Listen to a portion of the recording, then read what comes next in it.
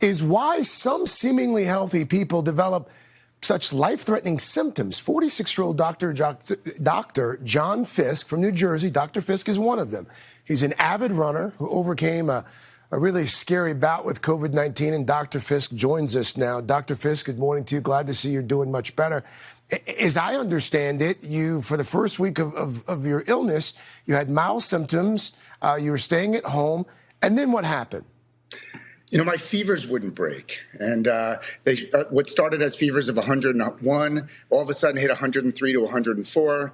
And my doctor, a colleague of mine, Dr. Meher Sultana, was FaceTiming with me, and she told me she didn't like the way I looked clinically and told me to head on into the emergency room.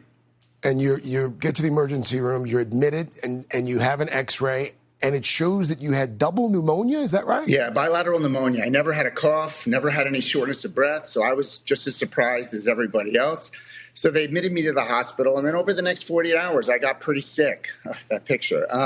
So I was put on oxygen. My fevers wouldn't break, and the doctors figured out that I was in something called cytokine storm, which is where your body attacks itself. They thought I had beaten the virus, but my body didn't know how to turn off the fight, and because of that, I got really sick. What was the treatment for the cytokine storm that you went into?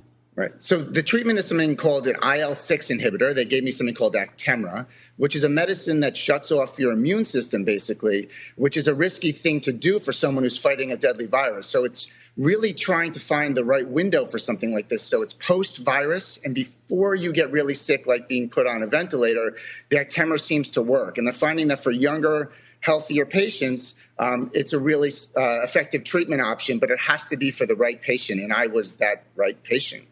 How scared did you get? There was a window there for about a day or two that I got pretty scared. Scared enough that I wrote a note to my 2 high school sons about how I want them to live their life if I'm not around, telling my wife I love her. Dark stuff that I never thought I'd have to really think about as a 46-year-old physician or a 46-year-old person. It got a little dark there, but as sick as I got better relatively quickly, and then out of the dark came a lot of light. I felt really good. And you've already donated plasma yes. to a study to try and help some other folks. And yeah. And I hear you've also inspired your 12-year-old niece to help some folks as well.